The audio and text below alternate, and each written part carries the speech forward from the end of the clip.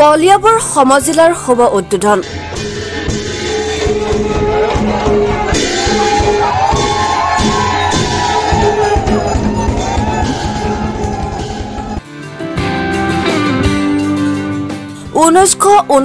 চনত মহকুমা ঘোষণাৰ পিছত আজি সুদীৰ্ঘ ৩৫ বছৰৰ মূৰত কলিয়াবৰ সমজিলাৰ সমজিলা আয়ুক্তৰ কাৰ্যালয় আনুষ্ঠানিক শুভ উদ্বোধন মন্ত্ৰী কেশৱ মহন্তৰ খোল তাল আদি বাদ্যৰে নগঠিত কলিয়াবৰ সমজিলা কাৰ্যালয়লৈ উষ্ম আদৰণি মন্ত্ৰী কেশৱ মহন্তক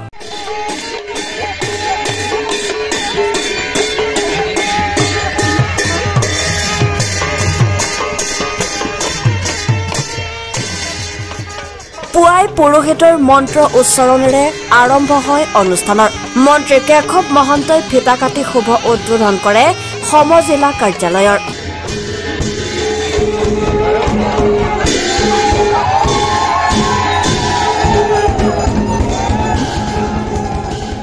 ইয়াৰ পিছতে জাতীয় সংগীত পৰিৱেশন আৰু কোৰাছেৰে আৰম্ভণি হয় মুকলি সভাৰ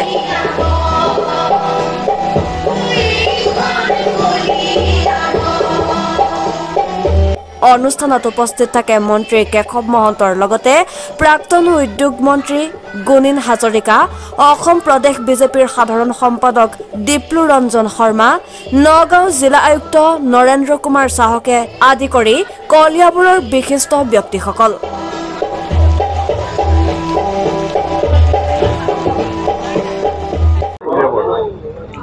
কলিয়াবৰৰ বাবে আজি এক ঐতিহাসিক ক্ষণ ইয়াৰ আগতে 1989 চনৰ 18 অক্টোবৰ তাৰিখে ৩৫ বছৰৰ আগতে কলিয়াবৰ সাব ডিভিজন ঘোষণা হৈছিলে আৰু আজি ৩৫ বছৰৰ পিছত পুনৰ 2024 চনৰ আজি 4 অক্টোবৰ তাৰিখে আমাৰ এই কলিয়াবৰ জিলা সমজিলালৈ উন্নীত হ'ল কলিয়াবৰ মহকুমা সমজিলালৈ উন্নীত হ'ল এতিয়া জিলা প্ৰশাসনৰ প্ৰায় সকলো কাম যিখিনি কেৱল ডিচিৰহে কৰ্তৃত্ব আছে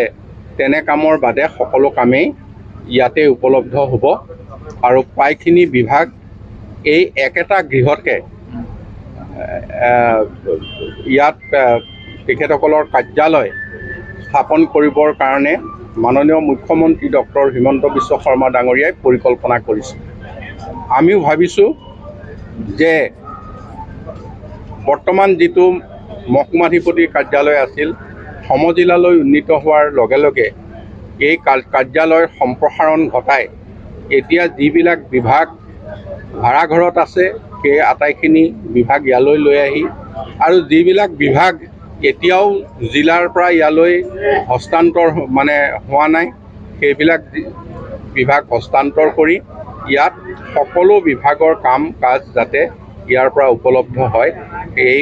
ব্যৱস্থাটো হয়তো অতি সোনকালে আমি কৰিব পাৰিম কলিয়াবৰৰ পৰা কৃষ্ণকুৰে ৰিপৰ্ট নিউজ 24 অসম।